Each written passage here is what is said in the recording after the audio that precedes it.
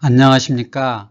화이자 모더나 접종 시 심근염 예방 위해 이 약을 꼭 준비하세요 라는 제목으로 말씀드리겠습니다.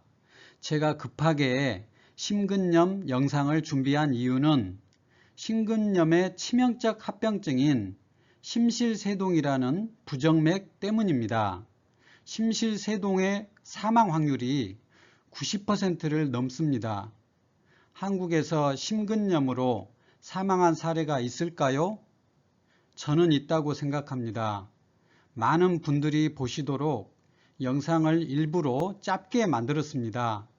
화이자 접종 예정이신 분들은 제가 추천드리는 이 약을 준비하셔서 심근염으로부터 피해를 보시지 않기를 간절히 바랍니다.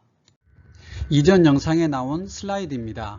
심장 근육에 발생하는 염증이 심근염, 심장을 에워싸는 막의 염증이 심외막염이라고 말씀드렸습니다. 그런데 이런 염증이 발생한 경우에 드물게 심실세동이 발생합니다. 심전도를 보면 정상심전도와 심실세동이라는 심전도가 있습니다.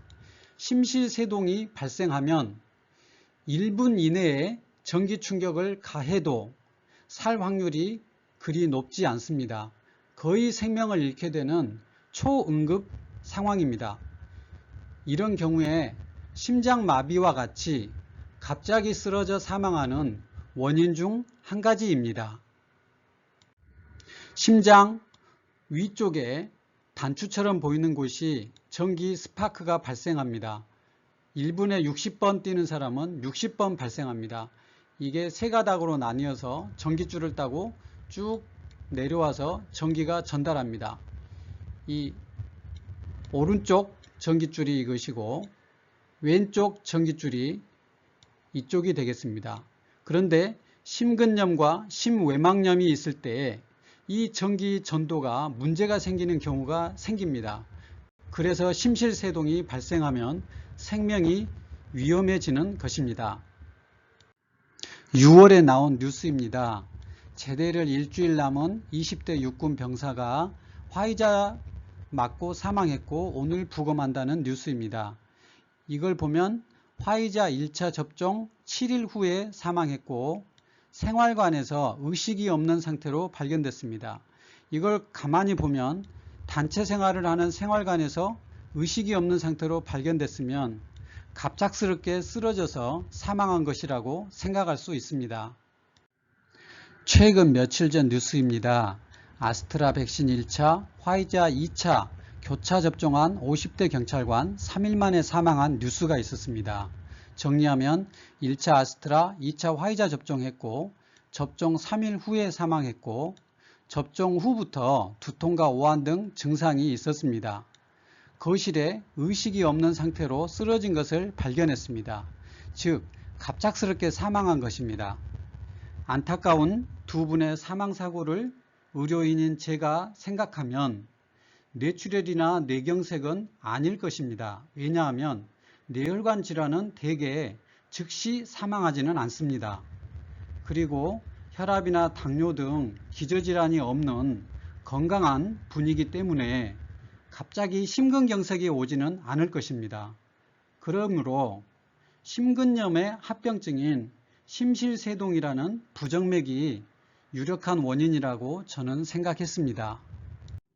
기존 백신과 달리 코로나 백신은 왜 이토록 부작용이 많은 것인가요? 그 이유는 두 가지 면역 반응이 함께 일어나기 때문입니다. 이 mRNA라는 유전자는 매우 약해서 깨지기가 쉽기 때문에 이 지방 나노 입자들로 에워싸여 있습니다. 그래서 이 유전자가 세포 내로 들어가면 스파이크 단백질이 만들어지고 이 단백질에 대해서 우리 몸은 항체와 적합한 T세포를 만들어냅니다. 이것이 우리가 원하는 정상적인 백신의 면역 반응입니다. 그런데 또 하나의 면역 반응이 있습니다. 유전자를 에워싸는 이 지방 나노 입자에 대해서 우리 몸은 면역 반응을 일으킵니다. 백해무익한 이 면역 반응이 정상적인 면역 반응과 함께 일어나기 때문에 코로나 백신의 부작용이 이렇게 큰 이유입니다. 우리 기술진은 이 지방 나노 입자에 대한 면역 반응을 감소시키기 위해서 이렇게 폴리에틸렌 글리콜이라는 물질을 표면에 발랐습니다. 그래서 면역 반응을 감소시키고자 했지만 기술적으로 아직까지는 완벽하게 면역 회피를 하지 못합니다.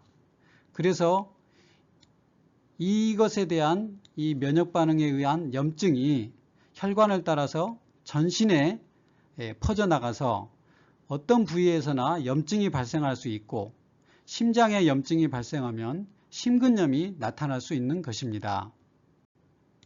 미국 CDC 질병예방통제센터 홈페이지에서 제가 따온 글입니다. 7월 9일 발표된 내용이고요. 심근염, 심외막염 증상으로 진료를 받는 사람들은 대부분 진통소염제 투여로 호전되었습니다. 치료받은 사람 중 사망자는 현재까지는 없습니다. 그리고 의료진에 대한 공고가 있었습니다. 젊은 연령에서 흉통, 두근거림, 호흡곤란 이런 증상을 호소하면 심근염, 심외막염을 고려해 볼 것이고 이와 같은 검사를 해보라는 것입니다. 혹시 이 영상을 의료진들께서 보고 계신다면 이런 증상을 호소하는 환자들은 이런 검사를 하시고 약은 타이레놀을 쓰지 마시고 꼭 진통소염제를 쓰시기를 저는 부탁을 드립니다. 그리고 증상이 심하면 스테로이드도 쓰시면 효과가 좋겠습니다. 결론입니다. 심근염, 심외막염은 대부분 전신 증상과 같이 옵니다. 드물지만 이 증상만 나타날 수도 있습니다. 접종 6시간 이후부터는 몸살 증상이 있으면 적극적으로 진통소염제를 복용하실 것을 추천드립니다. 심근염 의심 증상이 있으시면 병원 진료를 꼭 받으시길 바랍니다. 타이레놀은 소염 효과가 없습니다. 오히려 진통 효과만 나타나서 심근염을 오래 지속하여서 악화시킬 가능성도 있습니다. 전신염증을 줄이시려면 과도한 운동을 금지하고 휴식하시고 금연 금주 하시기 바랍니다. 준비할 약은 진통소염제, 저는 이부브로펜을 일단 추천합니다.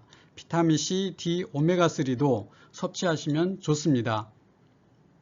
끝으로 안 믿으실지도 모르겠지만 저는 매일같이 심근염 증상을 호소하는 환자들을 진료하고 있습니다.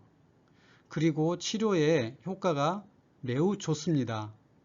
저는 2일 전 화이자 2차를 맞았고 접종 후 10시간째부터 캐로레프라는 이부브로펜 진통제를 먹었습니다. 지금까지 약 5번 정도 약을 먹었고 이제 컨디션이 많이 좋아졌습니다.